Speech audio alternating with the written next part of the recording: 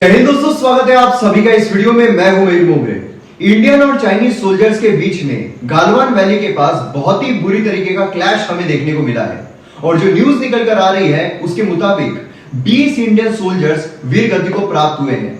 अगर हम Chinese soldiers की बात करें तो चाइनीज गवर्नमेंट जो आंकड़े हैं वो रिलीज नहीं करती है। अब चाइनीज गवर्नमेंट ने आंकड़े क्यों रिलीज नहीं किए हैं और जो भी सोर्सेज बता रहे हैं उस हिसाब से जो चाइनीज सोल्जर्स है कितनी कैजुअलिटी हमें देखने को मिली है वो सब हम आज के इस वीडियो में जानने की कोशिश करेंगे और उसी के साथ साथ ये जो पूरा मसला है इसे भी समझने की कोशिश करेंगे। तो सबसे पहले हम बेसिक से शुरुआत करते हैं। जो कॉन्फ्लिक्ट है, बॉर्डर कॉन्फ्लिक्ट है, उसे हम पहले समझने की कोशिश करते हैं। अब जब हम बॉर्डर कॉन्फ्लिक्ट की बात करते हैं तो दो डिस्प्यूटेड टेरिटरी हमें जम्मू एंड कश्मीर में देखने को मिलता है। अब खैर जम्मू एंड कश्मीर जो है उसे बाइफरगेट भी किया गया है। जम्मू एंड कश्मीर और लद्दाख अब दो यूनियन टेरिटरीज हमें देखने को मिलते हैं। अब जब हम लेफ्ट साइड की बात करते हैं, मतलब पाकिस्तान के साइड की बात करते हैं, तो जम्मू एंड कश्मीर का कुछ हिस्सा हमें पाकिस्तान ऑक्यूपाइड कश्मीर में देखने को मिलता है और जो लाइन उसे डिवाइड करती है उसे कहा जाता है LOC, मतलब लाइन ऑफ कंट्रोल। अब ये जो लाइन ऑफ कंट्रोल है डिमार्केटेड है। इसका मतलब यह है कि दोनों ही जो गवर्नमेंट्स है उन्हें पता है कि लाइन ऑफ कंट्रोल जो है वो कौन सी है।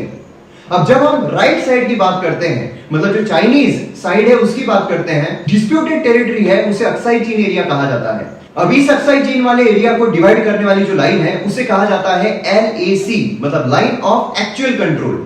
अब प्रॉब्लम यह है कि लाइन ऑफ कंट्रोल जो है जो पाकिस्तान के साइड की है उसमें तो प्रॉपर तरीके से सब कुछ डिफाइन किया हुआ है कि जो बॉर्डर है कहां पर है, जो लाइन है कहां पर है, कहां डिवाइड करती है, सब कुछ पूरा क्लियर है, डिमार्केटेड है। लेकिन जो लाइन ऑफ एक्चुअल कंट्रोल है ये डिमार्केटेड नहीं है। इसका मतलब यह है कि दोनों जो गवर्नमेंट्स हैं उनके अपने अपने परसेप्शंस है। तो इस बार जो यहाँ पर कॉन्फ्लिक्ट चल रहा है इंडियन और चाइनीज साइड के बीच में, तो ये 3 जगहों पर चल रहा है। लेकिन आज की इस वीडियो में हम 2 जगहों की बात करेंगे। एक तो है पैंगोंग लेक और दूसरा है गालवान वैली। अब रिसेंट टाइम्स में आपने सुना होगा कि चाइनीज सोल्जर जो है वो इंडियन टेरिटरी में घुस चुके हैं। तो यहां पर समझने के लिए हमें ग्रे एरिया को समझना पड़ेगा।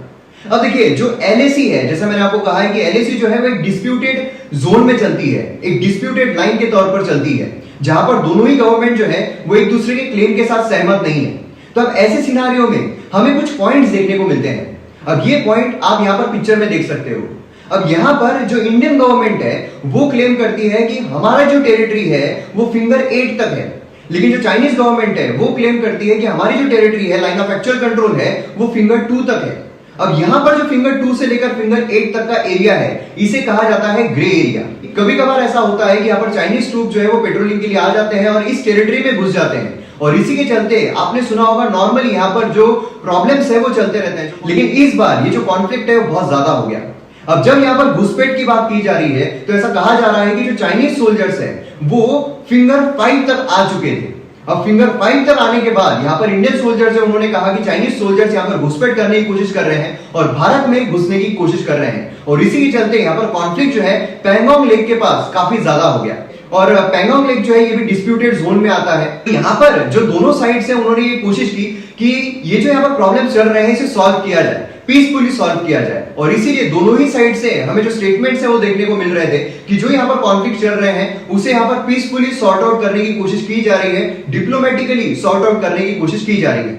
अब वो सिचुएशन हमें देखने को मिलती है गालवान वैली के पास।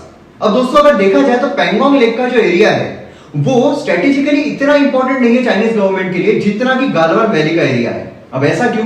क्योंकि गालवान वैली के पास का जो एरिया है वो हमें हाइट पर देखने को मिलता है। अब जब हाइट पर होता है तो बट ऑब्वियसली जब भी कोई कॉन्फ्लिक्ट होता है या फिर जब भी कोई वॉर होता है तो जो हाइट पर होता है उसे ज्यादा एडवांटेज मिलता है। सेम उसी तरह जिस तरह हमारे पास जो सियाचिन ग्लेशियर है वो देखने को मिलता है और वो इतना हाइट पर होने की वजह से हमें एक एडवांटेज वहां पर मिल जाता है। और उसी तरह यहाँ पर गालवान वैली जो है वो भी हमारे पास रहने की वजह से हमें एक एडवांटेज मिलता है।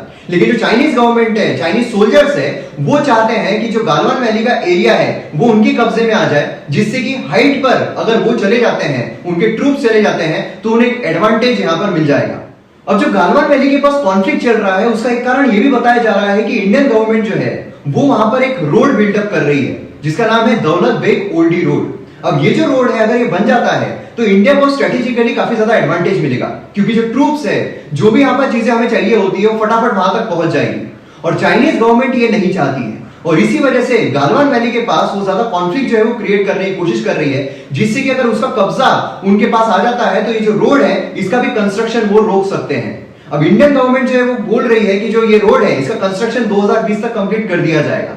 अब यहां पर दूसरा सिनारियो ये भी हमें देखने को मिलता है कि जो चाइनीज गवर्नमेंट है उनके खिलाफ ज्यादातर नेशनल सेंटीमेंट जो है वो हमें देखने को मिल रहे हैं, और ऐसा चाइनीज गवर्नमेंट को खतरा नजर आ रहा है कि अगर ये जो सेंटीमेंट्स है और ज्यादा बढ़ते गए तो फिर हो सकता है कि उनकी गवर्नमेंट जो है उसे ओवरथ्रो भी कर दिया जाए। इंटरनली भी जो चाइनीज गवर्नमेंट है उनके काफी ज्यादा प्रॉब्लम्स चल रहे हैं, हांगकांग का इशू चल रहा है, ताइवान का इशू चल रहा है, और इसीलिए वो चाह रहे हैं कि जो चाइनीज सिटीजन्स है उनका जो ध्यान है वो यहाँ पर भटकाया जाए। जो कोरोना वायरस है उसकी वजह से भी काफी ज्यादा आक्रोश वहां पर देखने को मिल रहा है, उनका ध्यान अगर भटका दिया जाए, नेशनलिज्म की तरफ कर दिया जाए, तो फिर हो सकता है कि यहाँ पर जो गवर्नमेंट है उनके लिए जो सिटीजन्स है वो और ज्यादा फॉर हो जाए, उनके लिए फेवर में हो जाए। और दोनों ही साइड के सोल्जर्स जब यहाँ पर पेट्रोलिंग के लिए आते हैं तो वो एक दूसरे पर फायरिंग जो है वो नहीं कर सकते हैं, और इसीलिए ये यहाँ पर समझा जा रहा है कि जो भी नोकीली चीज होगी या फिर जो पत्थर होंगे इस तरीके की चीजों का इस्तेमाल करके यहाँ पर जो क्लैशेस है दोनों ही साइड से वो देखने को मिले। अब जब ये फिजिकल फाइट हुई होगी तो बट ऑब्वियसली हम ये अंदाजा लगा सकते हैं कि हमारे जो सोल्जर्स हैं उन्होंने चाइनीज सोल्जर्स को बहुत ज्यादा पछाड़ा होगा,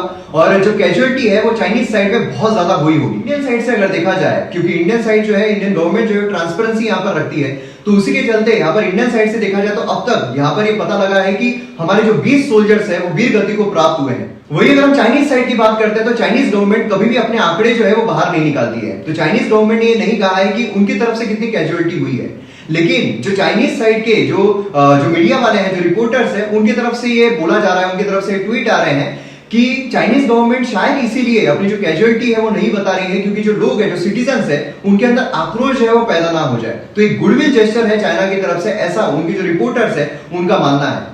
अब देखिए पूरा इंटरनेशनल मीडिया जो है वो यहाँ पर इस न्यूज को कवर कर रहा है क्योंकि एक बहुत बड़ी न्यूज है। जो चाइनीज साइड है उनके तरफ से बोला जा रहा है कि 40 से 45 जो उनके सोल्जर्स हैं उनकी यहाँ पर कैजुअलिटी हुई है, मतलब कुछ लोग जो है वहां पर मर गए होंगे, कुछ सोल्जर्स वहां पर मर गए होंगे, और उनके जो कुछ सोल्जर्स हैं वो यहाँ पर जख्मी हुए होंगे।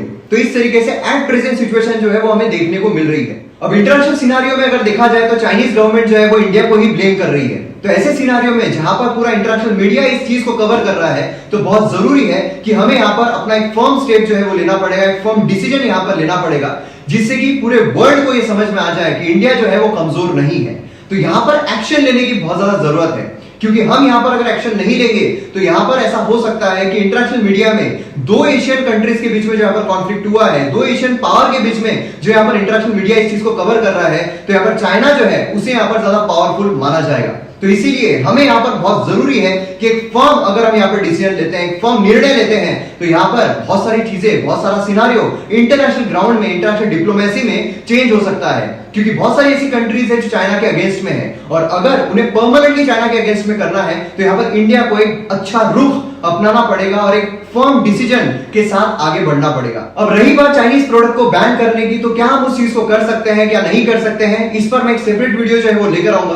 तो मैं उम्मीद करता हूं कि आपको इस वीडियो के जरिए काफी सारी इंफॉर्मेशन मिली होगी। तो ये वीडियो आप हर किसी के साथ शेयर कीजिए, क्योंकि अब ये जो लड़ाई है सिर्फ गवर्नमेंट टू गवर्नमेंट या सोल्जर टू सोल्जर नहीं, बल्कि अब ये सिटीजन की भी लड़ाई बन चुकी है। इसी तरह की और वीडियोस को देखने के लिए आप चैनल को सब्सक्राइब जरूर कीजिए। मिलते हैं अगले वीडियो में। जय हिंद।